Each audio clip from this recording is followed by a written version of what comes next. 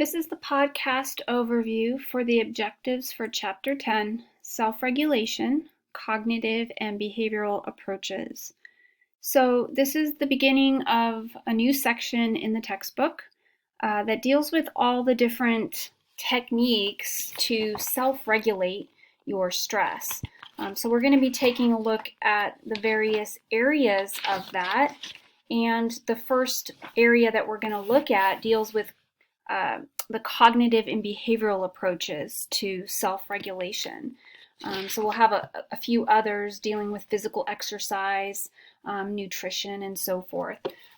But so for this chapter, you're really starting to dive into looking at some different techniques in terms of coping. So this is where the meat and potatoes comes. You've now had a good underpinning of theories and concepts that help you understand stress and how it operates in the different areas of your life that it affects. Now is, okay, what do we do about it?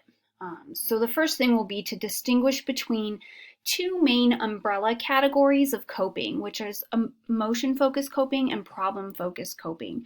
These are umbrella categories mainly because those are the big ones, but in each of those, there's different techniques that a person can use. And neither one is better than the other. They're just different. And it may be effective to use one more than another depending upon the cause of your stress or what the stressor is.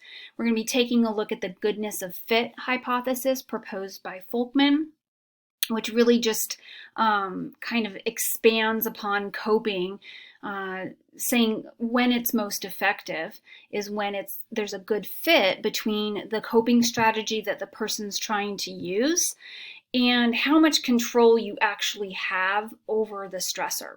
So if you don't have control over something at all, it's out of your control, problem-focused coping might not be the best fit.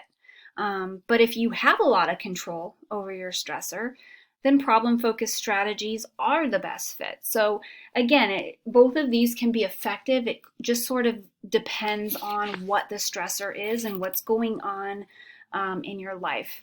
But we'll look at that link between coping and individual control and how that often predicts a lot about how the person's going to go about trying to deal with the stressor. So here's where we'll start getting a little more familiar with the various types of coping within those two umbrella categories. So we'll look at avoidance coping, escape avoidance, support seeking, and meaning making. These are all different coping strategies that people can try out. Sometimes we tend to gravitate towards one of these, and that might be because we've learned to do that through our family, through our, culture, different things in our environment that have taught us, well, this is the way you cope with this.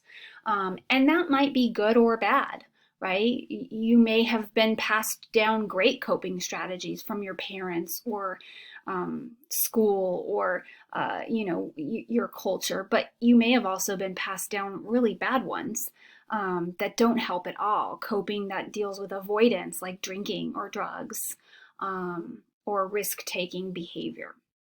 So we'll look at all the various types, as well as outlining the various methods for measuring coping strategies. So there's a whole area of research that seeks to sort of measure which strategies work best and when. So we'll take a look at that. And then distinguish between the specific types of coping strategies that fit under each of those umbrella categories. It might be really good to make a little diagram or map out what those look like. If we look at specific types of coping strategies, you're going to find a lot: active coping, planning, focusing on venting emotions, turning to religion, positive reinterpretation. There's so many different kinds, so you're going to want to bullet point those and understand how each is used. And then look at the difference between coping, and which is active approach coping, and avoidance coping. So they're two ends of the spectrum. One is dealing with the issue, the stressor, and one is essentially not dealing with the issue. And both approach coping and avoidance coping can be done in a problem-focused way or an emotion-focused way, which really helps in the element of control. If you don't have a lot of control over something, you could take an approach coping stance on it, and you might choose to do some cognitive restructuring or acceptance or religion that helps you deal with the resulting emotions. One thing I always tell my kids actually is that you don't have control over other people. You cannot control how other people treat you or respond to you. You can only control how you act, how you respond. And that's a very sort of emotion-focused thing, but it makes sense in that dynamic because you can't control people. You can only control you. So problem-focused coping would be dealing with the person, trying to change the person, and emotion-focused coping would be, trying to refigure them out and make sense of them for you, for your own benefit, for your own good. So you want to outline those. There's a great table on page 312 that sort of pinpoints the approach coping and avoidance coping and the different types that we can do with that. And that would lead us actually into understanding the role of religious-based coping and how it differs specifically from religiosity. There's been a great deal of research that looks at just all the positive benefits of religious-based coping. And we're not talking necessarily about going to church, right? And all the wrongs and rights and do's and don'ts. We're talking about what people who claim to be religious and practice their religion, where they turn for help. What coping do they use that can benefit them in times of illness or stress, things of that nature. We'll then turn to some cognitive techniques, specifically cognitive restructuring, what that process is. This is largely an area of research brought to us by Albert Ellis and Aaron Beck. They're the big names in this area, and they've given us some different models that we can use specifically in the rational emotive behavior therapy. This is a really popular mode of therapy that's used in psychological treatment and therapy with clients, counseling.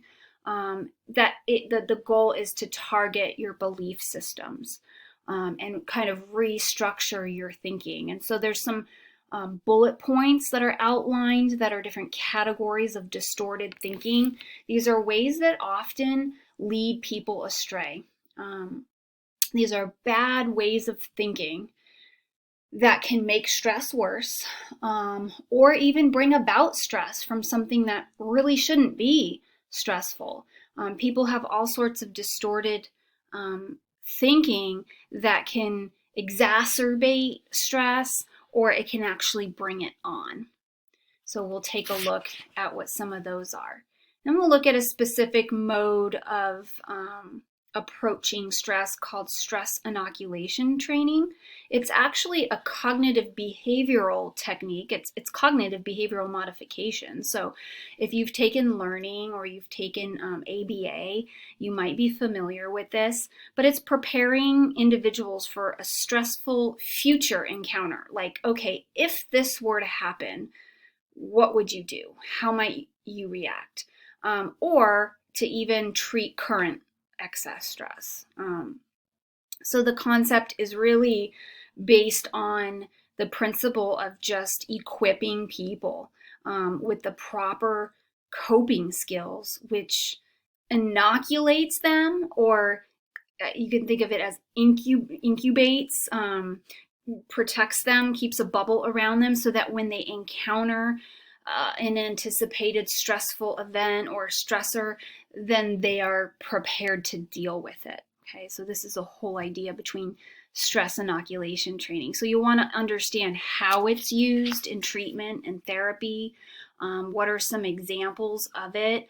And there's some great examples on page 318 that will help you see that in action in a therapeutic setting. We'll then turn to looking at learned optimism and how it relates to attribution theory. And attribution theory is actually a social psych theory. So if you've taken social psych, you might remember talking about causal attributions. It's the reasons we give, the thought patterns we have as to why something occurred.